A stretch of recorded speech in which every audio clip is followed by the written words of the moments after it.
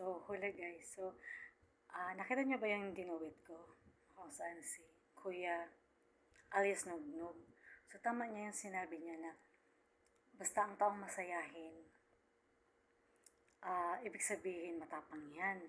Dahil tapos yung lagi nag-iisa. So, delikado yan. Ibig sabihin, kami ang tao ng mga hinubog na ng panahon. Siguro dahil ako, lagi talaga ako nag-iisa. Tapos, sa sobrang daming, yung parang, ah, yung tipong hindi namin kailangan ng tulong ng iba. Pero, kapag ako ang magtulong, nandyan ako lagi sa tabi mo. Pero pag ako ang oras ng mga kailangan, hindi ko sinasabi yan. Kasi matapang ako, diba? So, not needing anyone. So, ganun ako eh. Masayahin ako. Tapos, hindi ako drama effect. Gusto ko action agad. So, kasi kaya ko i-handle ang sarili ko. Para sa akin kasi ayaw ko sa lahat yung utang na loob. Ayaw ko yung, pag nagtulong kasi kami, kasi sanay kami sa ganun eh, even my mom, my papa. So, ganun ang family namin. Dahil marami kaming business, so marami din kami mga tauhan noon.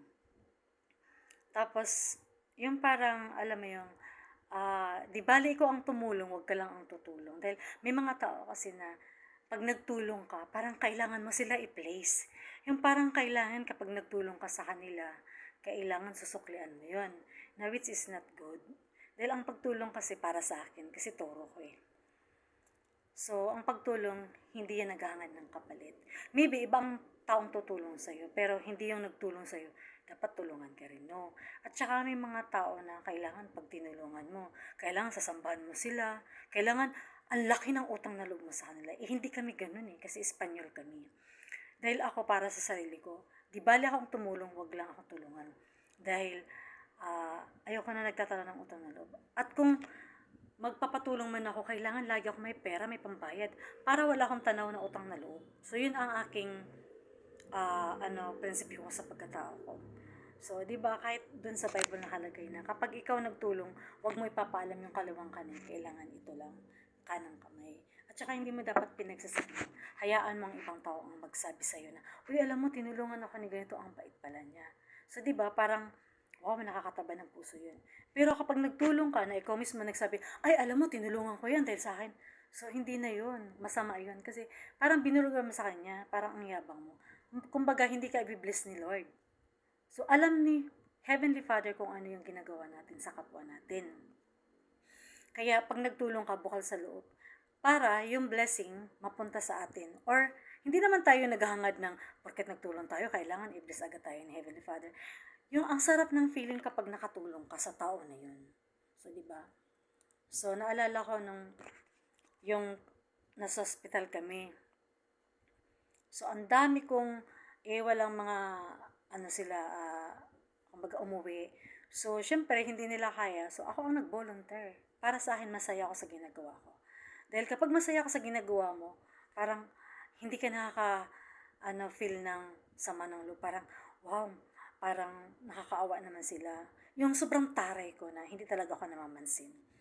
Kasi ganun ang attitude ko eh. Pero kapag nasa ospital ka, kakaiba nga ako eh.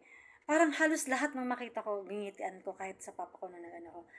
Tapos lahat ng tumutulong, parang gusto ko i-accommodate sila. Parang nakakaawa naman sila. Kung pwede pala, i-save ko sila lahat para hindi nila ma-feel yung sama ng loob nila, yung sakit na dinadaing nila. Tapos, ninihitan ko sila, hinahay ko sila, para magumana ang feeling nila, di ba? So, ganun ako na tao. So, matapang ako tingnan, maldita talaga ako. Pero pagdating sa yan ang weaknesses ko. Abait ko pala sa sarili ko na giningitin ko sila. Kahit simpleng, hi, hello, kumusta? Ano may tutulong ko sa'yo? So, ganun ako. Ganun ako na tao. Pero pag sa mga normal na tao, kasi mga abnormal yun, hindi ako masyado palapansin. Kahit ngitan ako, hindi ko yan ngingitan. Kasi hindi ko sila kilala. So, ganun talaga ako. Pero sa mga ospital, kahit saan ako pumunta, kahit nung na-ospital ako, na-operan ako sa hemorrhoid ko, tapos yung asawa ko, before, tapos sa papa ko, na-operahan siya. So, ang bait ko, parang, wow, parang kinikiliti yung puso ko, parang, alam mo yun, parang wow, sobrang napaka-banal ko, parang lahat ng tao parang parang feeling ko ako yung angel na bomba na galing sa heaven. Which is totoo. Even may mahal ko, yung si Daddy Sereco, sinabi niya na, nung dumating ako sa buhay niya, angel talaga ako. Dahil angel talaga ako sa kanya, dahil binigyan ko siya ng mga lesson na maganda, spiritual lesson. Kasi mahal ko siya eh. Kumbaga, hindi lang naman siya eh, kahit hindi ko siya minahal, kahit ibang tao, kapag gusto ko tulungan, tumutulong talaga ako. At hindi ako naghahangad ng kapalit.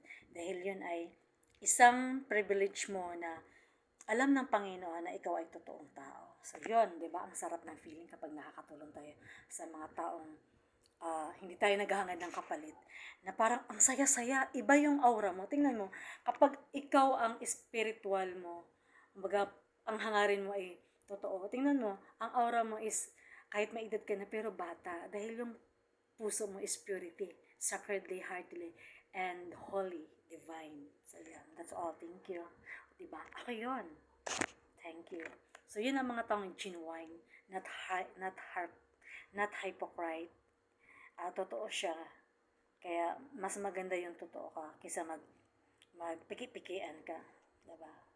So hindi ako mahinhin, talagang bold ako talaga. Very impulsive ako magsalita, tsaka very frank ako. Tsaka masakit talaga magbitaw ng salita. Sa totoo lang, 159 na paiyak ako. Sa totoo. Kasi, pag ako, inano mo, sabihin ko sa'yo, talaga. Kaya hindi ako nakikipag-close ng ibang tao.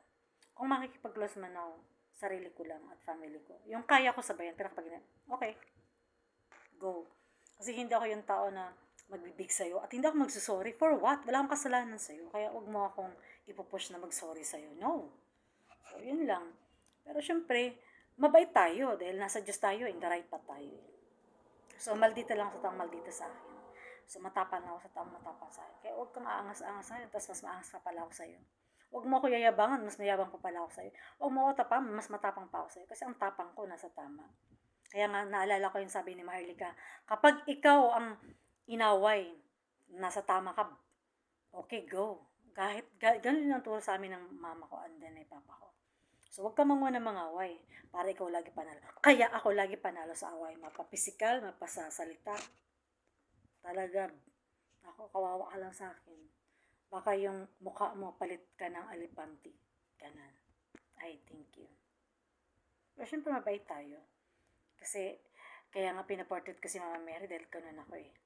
And then si Papa, the Son of God, diba, si Jesus Christ. Siyempre, mag-idol lang naman ako yung perfect na, yung talagang good example at anak ng Diyos. So, ganun, diba? So, ganun ang level ng standard ko.